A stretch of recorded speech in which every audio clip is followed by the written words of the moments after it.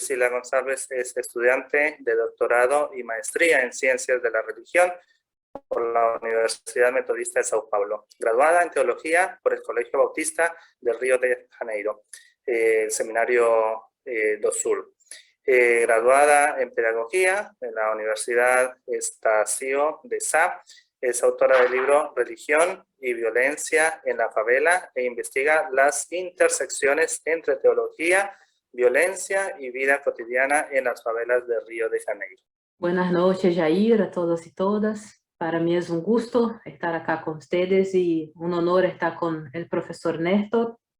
Estaba hablando con él ahorita que mi profesor orientador Jung Mosung enviaba abrazos y muchas veces él me dice, usted tiene que hacer un trabajo como de Néstor en un Jesús popular. Entonces así que estoy muy bien acompañada acá y ojalá ustedes me entiendan. Yo peço disculpas porque estoy un poco cansada, que estuve ahí haciendo las traducciones durante el día, pero intentaré hablar lo más claro posible para que me entiendan el portuñol acá, ¿sí? Y ahí vamos. Bueno, mi exposición presenta algunas pistas sobre cómo los cristianos evangélicos de tradición bautista en situación de favelización interpretan los textos bíblicos, especialmente aquellos relacionados a la doctrina de la salvación. Considerando el contexto de violencia, de pobreza, de sufrimiento social que se presenta como afinidades contextuales del dogma de salvación, busco evidenciar acá que el ejercicio hermenéutico en estos espacios de favelas son más que trabajos de razonamiento teórico, representan posicionamientos ante la vida, sus desafíos y demandas, y se articulan siempre en tensión, pues el objetivo de esto no es la manutención de una determinada tradición institucional y teológica, pero es la manutención del sentido último de la propia existencia de esta gente. Así, los estudios bíblicos, las lecturas grupales, las negociaciones con las hermenéuticas, son contenidos que sirven ahí para actuar, para poner en práctica en la vida real. Por lo tanto, más allá del desarrollo que problematiza cuestiones de método, poder, estrategias lingüísticas para la producción de una economía de la salvación del favelizado, que llamo, presentaremos algunos documentos institucionales y un testimonio libre que reflejan las hermenéuticas compartidas en una iglesia bautista localizada en una favela. Así que, para introducir, puedo decirles que el fenómeno de la favelización empezó en Brasil oficialmente en 1897 en la ciudad de Río de Janeiro, cuando soldados del ejército volvieron de una guerra en Nordeste contra campesinos religiosos que en nombre de Dios intentaban garantizar su tierra, su pan y su techo. Así, la favelización, acá tratada como fenómeno socioeconómico y religioso también, no solamente como espacio habitacional homogéneo, empezó con pocos sobrevivientes de un contexto económico y está actualmente en todo el territorio brasileño, abrigando otros muchos sobrevivientes de contexto económico relativamente distinto. Entre estos sobrevivientes están cristianos evangélicos de diversas denominaciones.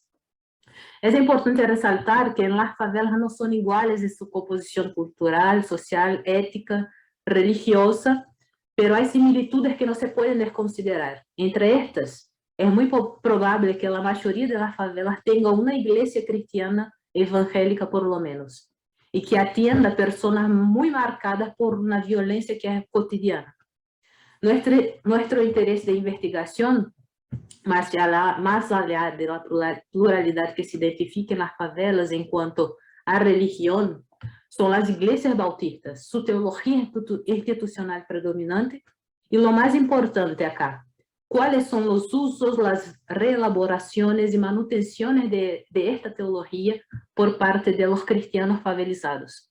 En otros términos, nos dedicamos a comprender cómo estos cristianos manejan la teología, producen hermenéuticas y la viven en sus contextos, produciendo lo que podemos clasificar de contenidos teologales que responden a sus propias vicisitudes.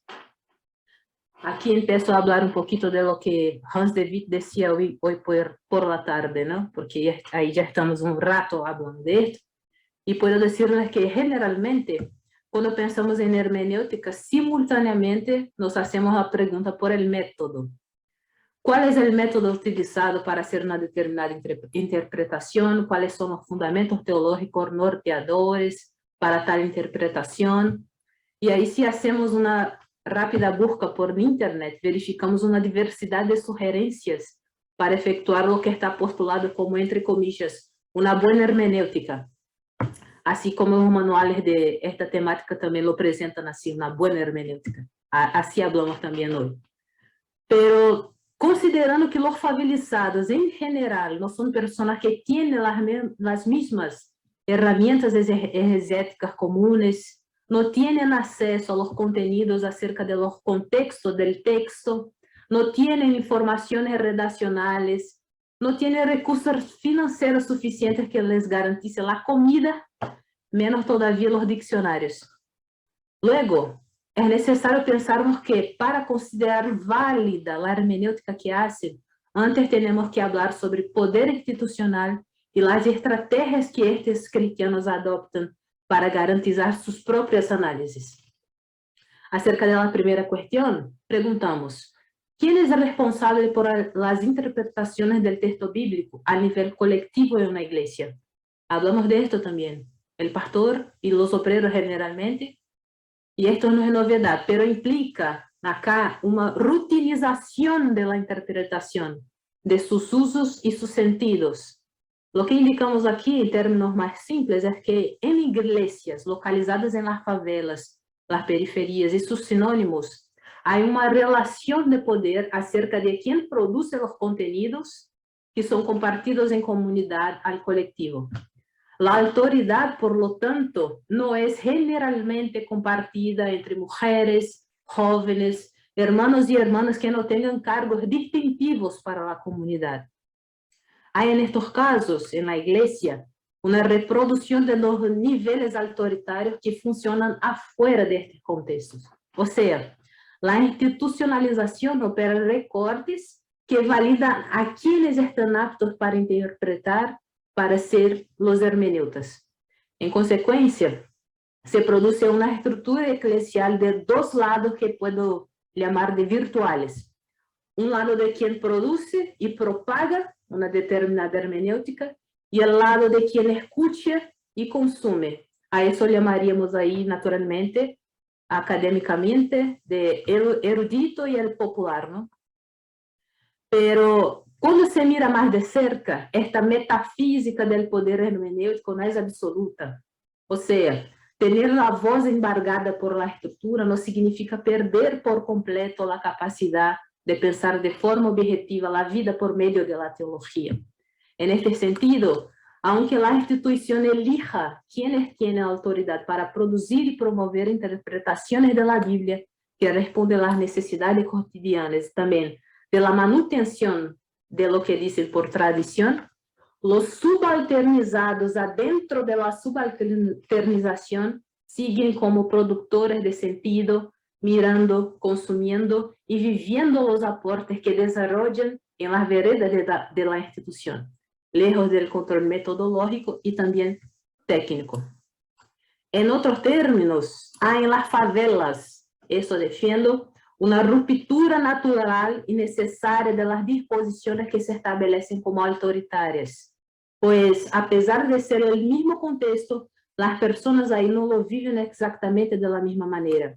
Sus experiencias sensibles son distintas, aunque los eventos y la violencia los alcancen de forma aparentemente homogénea. Por eso, en estos contextos no problematizamos mayormente los métodos, pero los sentidos y los usos que la hermenéutica favelizada posee. Como apunta Néstor Míguez, que está acá con nosotros, sin considerar la erudición y la capacidad académica de los lectores, hermenéuticas comunitarias indican una interpretación que actualiza un determinado conjunto. Y lo hemos identificado, lo que hemos identificado es que esta actualización, palabra muy conflictiva para la institución, dialoga directamente con la violencia, la pobreza, la supervivencia que marca la vida en la favela. Así que, tomando por préstamo la categoría conjunto de Míguez, mencionada arriba, proponemos presentar el conjunto dogmático de la salvación, que es de cierta manera común a las instituciones cristianas, y en el caso de los bautistas en la favela, no sería distinto. El conjunto que hablo acá es la muerte sacrificial y salvadora de Jesús, pero interpretado por esa gente, los cristianos favelizados. No hace falta que les pongamos mucho espacio para explicar la importancia y la centralidad de este tema, pero es importante resaltar que la relectura, la reinterpretación favelizada es válida para romper con los modelos sacrificiales institucionales modernos, cotidianos, que victimizan a las personas en camadas más pobres, en niveles más pobres, echan sobre ellas una culpa que parece insuperable.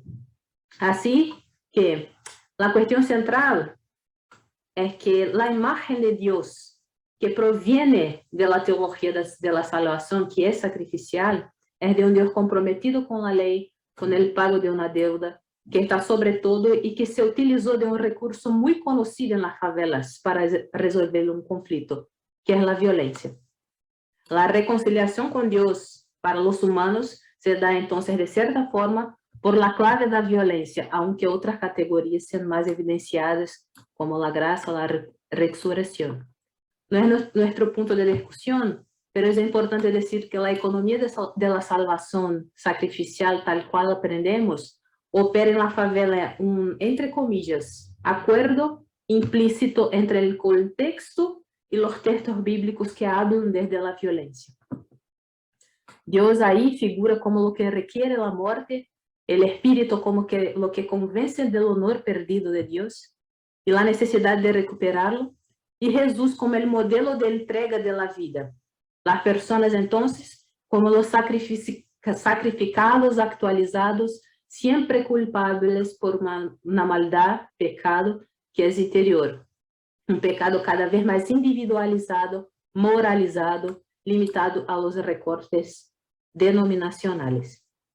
Paso ahora para leer para ustedes, antes que acabe mi tiempo, un documento institucional que presentaba una recurrida canción que los bautistas cantan mucho, y quiero leerlo rápidamente antes de pasar para un testimonio.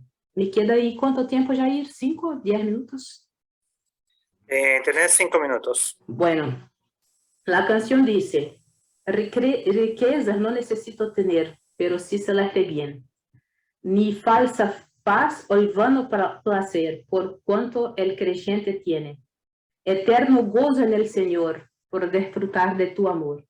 Con Cristo estoy contento, Él me satisface. Con ese amor del Salvador, ahora estoy contente. Ahora estoy contente.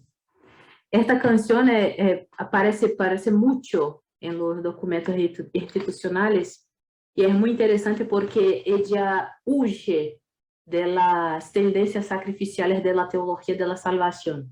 Hay otros aportes, pero lo que puedo realzar para ustedes es que otras categorías aparecen cuando la gente piensa en la salvación. La salvación para esa gente se presenta como una forma de decir: no, nosotros no queremos esta vida. No creemos que Dios se presenta y se revela para nosotros como un ser que cobra de nosotros nuestra propia vida. Si Él hizo con el Hijo, hay que tener una otra explicación que no nos mate nuevamente. Y así van.